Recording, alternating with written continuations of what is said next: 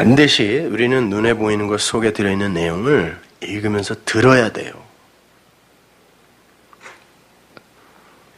그렇게 그 보이는 것 속에 들어있는 내용을 내가 봐서 들을 수 있었을 때 그것을 진리라고 하는 거예요. 이 12절을 그 원문에 충실하게 직역을 하면 이러합니다. 몸의 등불은 눈이다. 눈이 성하면 그 몸은 다른 것을 밝혀주는 온전한 몸이다. 이런 뜻이에요. 다른 것을 밝혀주는 온전한 몸이다. 그러니까 등불이 눈이라 그래요. 자, 등불이 눈이다. 이렇게 이야기한단 말입니다. 이걸 잘 기억하셔야 돼요. 등불이라는 말이 창세기 1장에서부터 나와서 계속 나온단 말이에요. 반복해갖고. 요한계시록까지 나와요. 이 등불이. 먼저 성경이 그 등불, 그 리크노스와 눈, 옵달모스라는 것을 어떻게 설명하고 있는지부터 봐야 눈이 등불이라는 말과 눈이 성해야 너희들은 밝혀주는 온전한 몸이 되는 거야 라는 그 의미가 뭔지 알 수 있겠죠? 계시록 5장 6절 보세요. 내가 또 보니 보호자와 네 생물과 장로들 사이에 어린 양이 섰는데 일찍 죽임을 당한 것 같더라. 일찍 죽임을 당한 분은 예수 그리스도밖에 없어요. 7뿔과 7 눈이 있으니 이 눈은 온 땅에 보내심을 입은 하나님의 7 영이더라. 보다시피 눈이라는 건 일찍 죽임을 당하신 예수 그리스도와 관련이 있는 겁니다. 눈은. 그런데 그 눈을 가리켜 영이라 그래요. 영. 그 눈은 영이야. 7 눈, 그건 7 영이야 라고 이야기한단 말입니다. 근데 주님께서는 그 영을 당신의 말씀이라 그러셨어요. 요한복음 6장 63절 다시 한번 보죠. 살리는 것은 영이니 육은 무익하니라. 살리는 것은 말씀이지 율법은 무익한 거야 이런 말이에요. 내가 너에게 이른 로고스 말이 그게 영이야. 살리는 영이고 그게 생명이야. 절대 율법으로 너희들이 생명을 얻을 수 있는 게 아니다. 이렇게 이야기하는 겁니다. 그런데 그 영은 뭐라 그랬어요? 눈이라 그랬습니다. 그러니까 말씀을 진리라는 하나로 보지 못하고 열심히 여러 가지 세목으로 이렇게 행해버리면 그건 생명과 아무런 관련이 없는 것이라는 그런 말이죠. 왜? 육은 무익한 거라 그랬으니까. 영이 살리는 거라 그랬으니까. 근데 그 영이 바로 눈이고 그 눈이 바로 말씀이라고 이야기한단 말이에요, 여기서. 근데 제대로 봐야 산다라는 거예요. 잘못 보면 죽는다는 거예요. 말씀은 분명 아래의 말과 소리로 기록이 되어 있는 게 맞죠. 하늘의 말로, 하늘의 언어로 기록되어 있는 게 아니잖아요. 이 아래의 말로, 아래의 소리로 기록되어 있어요. 그러나 그것을 진리로 깨달아 알았을 때에 그 어두움의 말, 아래의 것은 전부 어두움이라 그래요. 창세기 1장에서 그러잖아요. 그 아래에는 혼돈과 공허와 어둠밖에 없다 그래요. 그리고 어둠은 기품의 이름, 파님을 어둠이라 하자라고 하나님이 거기서 그렇게 우리하고 합의하셨다니까요. 자, 이 기품, 태움의 파님을 호쉐크, 어둠이라 부르자 그랬단 말이에요. 2절에서. 창세기 1장 2절에서요. 그러니까 어둠이란 건 뭐냐면 아래의 그 바다, 이 아래의 것들, 그런 것들의 그냥 이름을 어둠이라고 하는 거예요. 근데 그 어둠을 여러분이 그 내용이 뭔지를 알아버리면 그 그것을 빛이라고 그래요. 그러니까 어둠이나 빛이나 똑같은 거라니까요. 그걸 알고 나면 그래야 그걸 용서라고 하는 거예요, 여러분. 나와 무관한 게 되니까. 과거, 현재, 미래의 모든 어둠이 나와 무관한 게 되니까. 왜? 나는 그 어둠을 빛으로 보고 있거든요.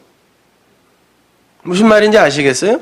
그럴 때 그걸 용서라고 한다니까요. 단순히 몇 가지 죄를 없는 걸로 쳐주는 게 아니라 용서는. 왜? 율법은 모든 걸 다 지키다가 하나 어기면 다 어긴 거라고 그러는데 몇 가지 용서해줘 봐야 뭐 하냐고요. 아예 그거와 무관한 존재로 만들어줘야 진짜 용서받은 자가 되는 거지.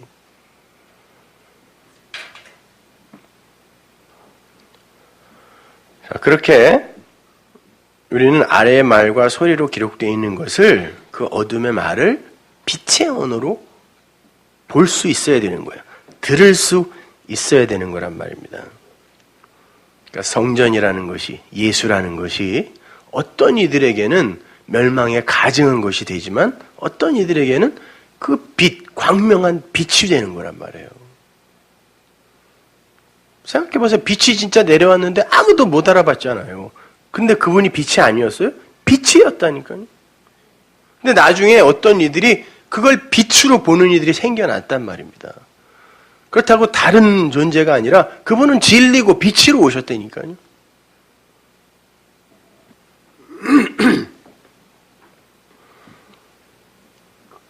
자, 그래서 성경에 등장하는 그 빛이라는 단어는 전부 말과 관련이 있어요.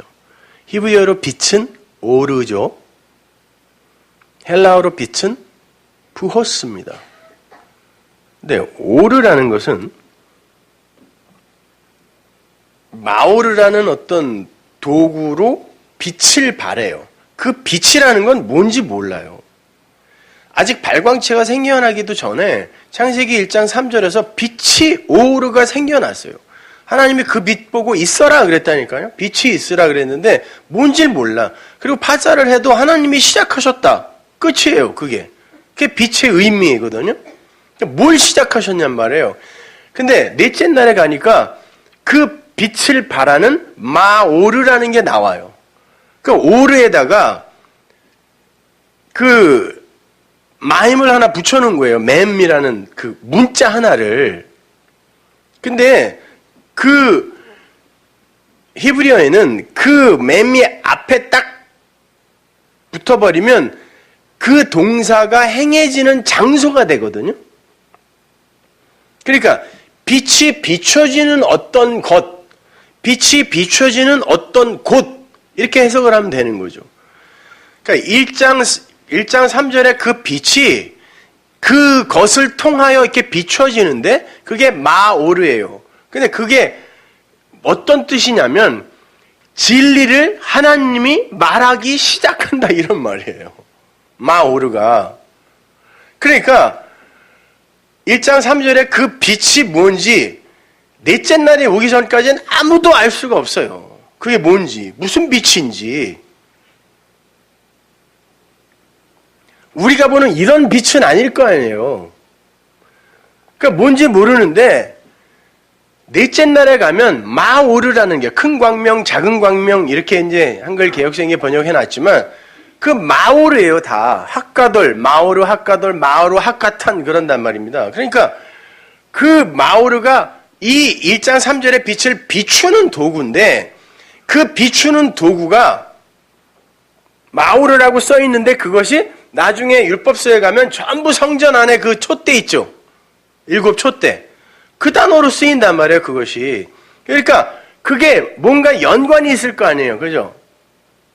근데 그 단어 자체의 의미는 하나님이 진리로 말씀하기 시작하신다.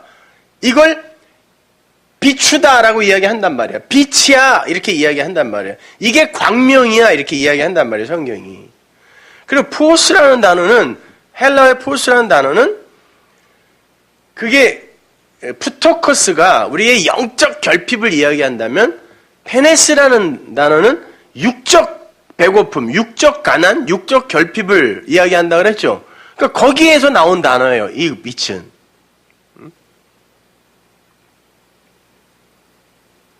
아니지. 그건 내가 지금 딴 얘기를 하고 앉혔네. 이 뒤에 이게 한 20분 동안 충격을 받고 왔더니 정신이 하나도 없네. 아파가지고. 푸스라는 단어는 페미라는 단어에서 온 건데 푸댕고마이라는 단어와 이렇게 맥을 같이 해요. 근데 페미라는 단어 자체가 이렇게 말하다예요. 똑바로 말하다. 그리고 푸댕고마이라는 단어 자체는 군더더기 없이 확실하게 똑바로 이야기해 주는 것을 푸댕고마이라 그러거든요. 그러면 보세요. 마오르도 하나님께서 진리로 말씀하기 시작하신다라는 말이고 푸오스, 헬라어의 그 단어도 군더더기 없이 점도 없고 흠도 없이 거짓 없이 똑바로 따로 말하다라는 그런 뜻을 갖고 있으니까 성경에서 말하는 빛이라는 건 그 진리의 말과 관련이 있는 단어란 말이에요. 그러니까 빛을 비추기 위해서는 반드시 내가 등대가 되어서 빛을 비추기 위해서는 반드시 올바른 눈이 있어야 된다는 거 아니에요. 그래야 그 빛을 비추는 완전한 몸이 된다가 22절이니까 네가 눈이 성하지 않으면 절대 너는 빛을 비추는 완전한 몸이 될 수 없어가 22절의 그 의미란 말이에요. 원문으로 봤을 때.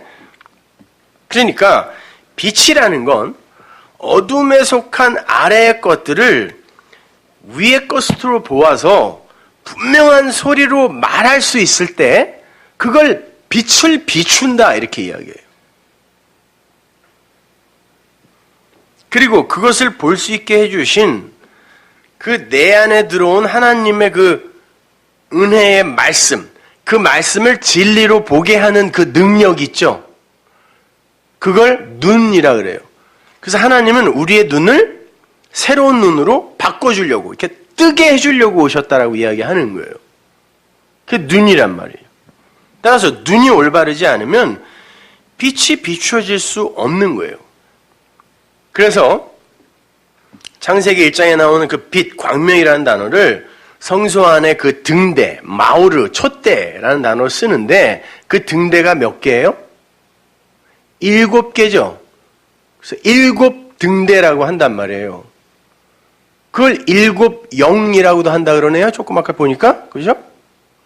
그러면은 그 등대는 바로 하나님의 그 창세기 1장의 7 말씀, 사바의 말씀, 7 언약, 그 7 양식, 그게 실컷 먹이다. 사바라는 단어 자체가 언약을 맺다, 완전하다 이런 말이라 그랬잖아요. 그러니까 7 등대라는 건 바로 그 하나님의 그 언약, 그것을 이야기하는 거겠잖아요. 그것을 통하여 그 7 언약이 뭔지를 확실히 알면 그 성전이 뭔지를 밝히 볼 수 있어요. 그래서 여러분이 그 창세기 7 그 언약에 대해서 확실히 알지 못하면 성경 전체를 엉터리를 볼 수밖에 없어요. 그래서 제가 그 창세기 1장의 그 내용들을 수시로 예로 들어서 자꾸 설명을 해드리는 거예요. 그 7, 그게 다예요, 사실은요. 그 7을 창세기 2장부터 다시 또 설명을 해주는 거고요. 그게 창세기 10장까지 아주 구체적으로 설명이 돼요. 그리고는 11장부터 다시 바벨탑 사건으로부터 시작해서 또 그걸 설명해 주는 거예요. 우리의 그 믿음의 조상들을 동원을 해서. 근데 그 조상들에게 한 말이 뭔지를 또 몰라. 그러니까 출애굽기부터 다시 그럼 율법으로 이제 설명해 줄게. 그러고선 율법으로 또 다시 설명해 주는 거예요. 근데 그것도 또 못 알아먹어? 그래서 선지자들이 와서 선지서를 통해서 창세기의 그 말이 율법, 모세오경의 이 말 아니야? 라고 그걸 이렇게 뭉뚱그려 설명해 주는 걸 선지서라 그래요.